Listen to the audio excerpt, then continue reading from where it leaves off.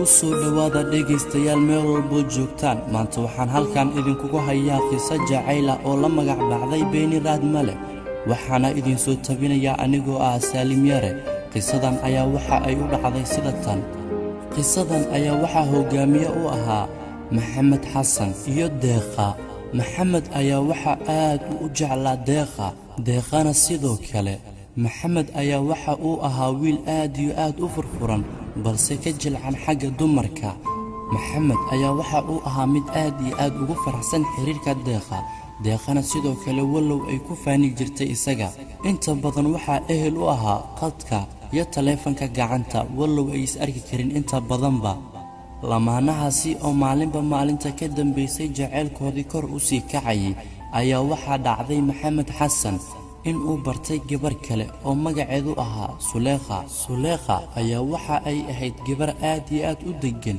xagga dabeecadda hadalka iyo quruxna Ilaahay uu heybad u siiyay Maxamed ayaa waxa uu helay nambarka Suleekha Maxamedna mar walba waxa uu kala hadli jiray qadka iyo taleefanka gacanta Maxamed ayaa waxa uu noqday mid dooqiisu badan yahay isna aanan is ogeyn isla markaana Maxamed waxa uu bilaabay in uu kula hadlo ereyada dabacsan ama soo jiidan kara Suleekha walow aanan looga baahnayn in uu kula hadlo Suleekha ama uu adeegsadaba kadib waxa dhacday in uu xiriiriyo habeen iyo maalin Suleekha isagoo xiriirkii Deeqana hoos ku sii socda waxa saaxiibo ruux ama saaxiibaanan kala harin ahaa Deeqa iyo Suleekha walow uu Maxamedna midaas mooga Maxamed ayaa waxa uu ayaamaba iska dhex arkay Suleekha in uu xiriirinayo in uu raadinayo kadib waxa uu iska dhaadhiciyay in uu jecel yahay isagoo aan wali kala garan xiisaha iyo jaceylka waxa ay kala yihiin waxa kale uu ilaabay in xiriir jaceyl ka wada dhaxeeyeen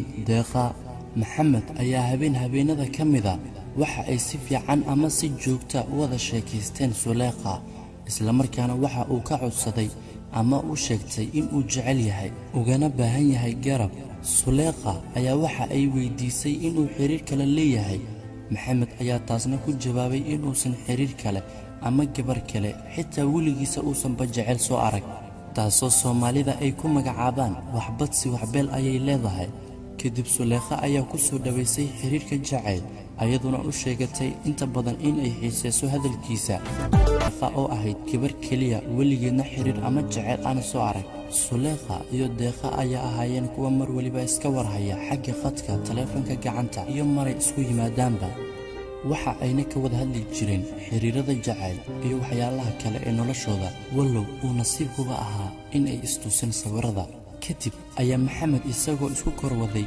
labada gabdhood Deeqa iyo Suleekha ayaa waxa dhacday mid saddexaad in uu bartay oo ku magac dheereed Rawdana waxa ay ahayd gabar aad iyo aad u furfuran Maxamedna aad ayuu ugu farxay barashadeeda waa uuna u sheegay midaas ayadana sidoo kale barasho kadib isagoo labadiina wada Deeqa iyo Suleekha Maxamed kuma uu siisan daahin Rawda waxa uu ku bilaabay in uu ammaano quruxdeeda socodkeeda dhammaan xubnaheeda oo idil Rawdana waa ay uga mahadcelisaa mar waliba balse waxa ay la yaaban tahay inta yar ay is yaqaanaan iyo inta ammaan uu isaga sheegayo kuma uu siisan daahina isbuucyo kadib waxa uu bilaabay in uu Rawdana jacayl u sheegto isagoo og laba kale in uu la socdo Rawdo ayaa ku soo dhaweysay jacaylkiisa ayadoo tixgelinaysa nafsadiisa balse ayada xaggeeda uusan waxba jirin sidaasi waxa uu kula socday 3 gabdhood oo saaxiibaha ama xiriir la lahaa ayagana sidoo kale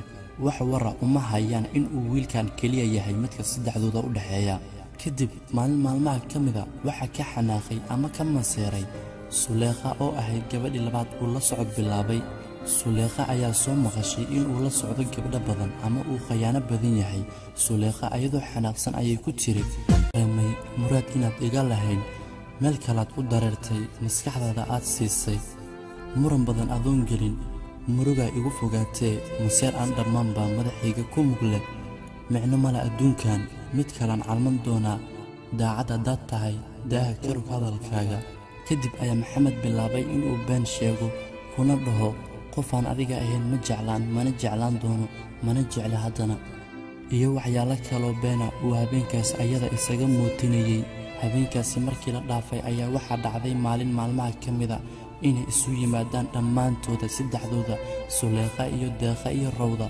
inay guri isugu yimaadaan.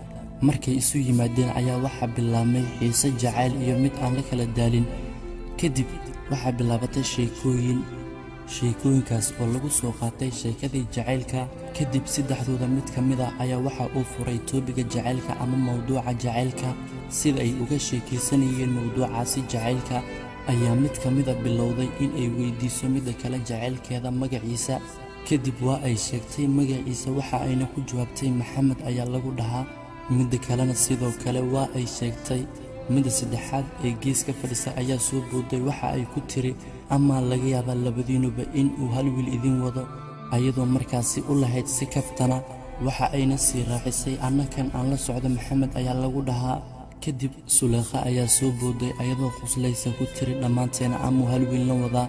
waxaa hadalka sii raaciyay Ruwayda, waxa ayna ku tiri Maxamed maxaa loogu daraa. Deeqa ayaa ku jawaabtay Maxamed Xasan. Suleekha oo yaaban horeyna ugu maqli jirtay inuu yahay khayaanoole ayaa isla markiiba Ruwayda raacisay sawirkiisa ma haysaa. Deeqa oon hadalkaasi ka jawaabin ayaa waxa ay soo bixisay sawirkiisa.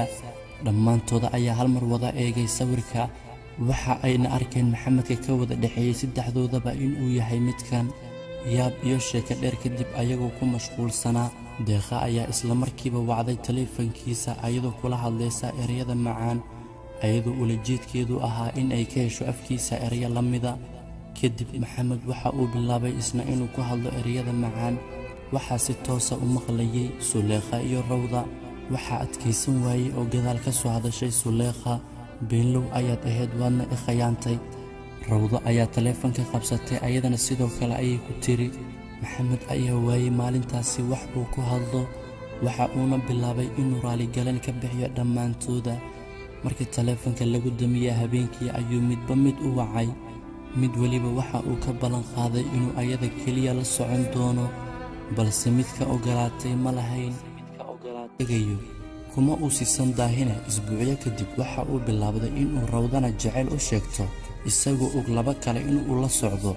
Rawdo ayaa ku soo dhaweysay jacaylkiisa ayadoo tixgelinaysa nafsadiisa, balse ayada xaggeeda uusan waxba jirin. sidaasi waxa uu kula socday 3 gabdhood oo saaxiibaha ama xiriir la lahaa, ayagana sidoo kale wax wara uma hayaan inuu wiilkan keliya yahay midka saddexdooda u dhaxeeya. kadib maalin maalmaha ka mida waxa ka xanaaqay ama ka maseeray Suleekha oo ahayd gabadhii labaad uu la socod bilaabay. Suleekha ayaa soo maqashay inuu la socdo gabdho badan ama uu khayaano badan yahay.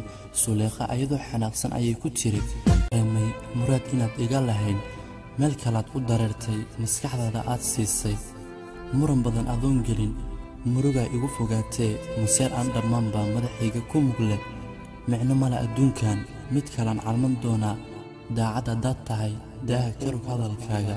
kadib ayaa Maxamed bilaabay inuu been sheego, kuna dhaho qofaan adiga ahayn ma jeclaan, mana jeclaan doono, mana jecla haddana, iyo waxyaalo kaloo beena uu habeenkaas ayada isaga mootinayay.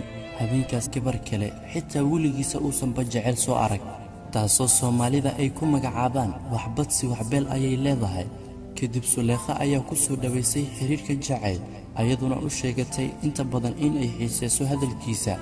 Deeqa oo ahayd gabar keliya weligeedna xiriir ama jacayl aan soo arag. Suleekha iyo Deeqa ayaa ahaayeen kuwa mar waliba iska warhaya xagga khadka taleefanka gacanta, iyo maray isku yimaadaanba waxa ayna ka wada hadli jireen xiriirada jacayl iyo waxyaalaha kale ee noloshooda, wallow uu nasiibkuba ahaa in ay istuusan sawirada.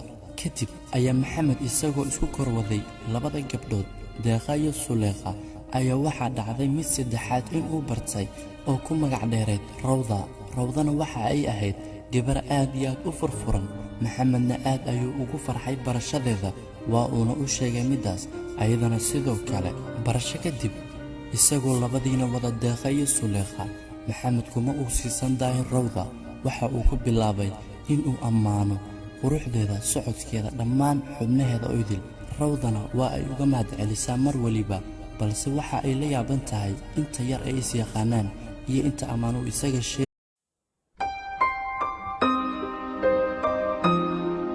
ku soo dhawaada dhegaystayaal meel walboo joogtaan. maanta waxaan halkan idinkugu hayaa qiso jacayl ah oo la magac baxday Beeni Raad Male. waxaana idin soo tabinayaa anigoo ah Saalim Yare. qisadan ayaa waxa ay u dhacday sida tan. qisadan ayaa waxaa hogaamiye u ahaa Maxamed Xasan iyo Deeqa. Maxamed ayaa waxa aad u jeclaa Deeqa, Deeqana sidoo kale. Maxamed ayaa waxa uu ahaa wiil aad iyo aad u furfuran balse ka jilcan xagga dumarka. Maxamed ayaa waxa uu ahaa mid aad iyo aad ugu faraxsan xiriirka Deeqa. Deeqana sidoo kale wallow ay ku faani jirtay isaga. inta badan waxaa ehel u ahaa qadka iyo taleefanka gacanta, wallow ay is arki karin inta badanba. lamaanahaasi oo maalinba maalinta ka dambaysay jaceylkoodii kor u sii kacayay ayaa waxaa dhacday Maxamed Xasan in uu bartay gabar kale oo magaceedu ahaa Suleekha. Suleekha ayaa waxa ay ahayd gabar aad iyo aad u degan xagga dabeecadda hadalka iyo quruxna Ilaahay uu haybad u siiyey. Maxamed ayaa waxa uu helay nambarka Suleekha. Maxamedna mar walba waxa uu kala hadli jiray qadka iyo taleefanka gacanta. Maxamed ayaa waxa uu noqday mid dooqiisu badan yahay, isna aanan is ogeyn. isla markaana Maxamed waxa uu bilaabay in uu kula hadlo ereyada dabacsan ama soo jiidan kara Suleekha, wallow aanan looga baahnayn in uu kula hadlo Suleekha ama uu u adeegsadaba. kadib waxaa dhacday in uu xiriiriyo habeen iyo maalin Suleekha, isagoo xiriirkii Deeqana hoos ku sii socda. waxaa saaxiibo ruux ama saaxiibaanan kala harin ahaa Deeqa iyo Suleekha, wallow uu Maxamedna midaas moogaa. Maxamed ayaa waxa uu ayaamaba iska dhex arkay Suleekha inuu xiriirinayo, inuu raadinayo. kadib waxa uu iska dhaadhiciyay inuu jecel yahay, isagoo aan weli kala garan xiisaha iyo jaceylka waxa ay kala yihiin. waxa kale uu ilaabay in xiriir jacayl ka wada dhaxeeyeen Deeqa.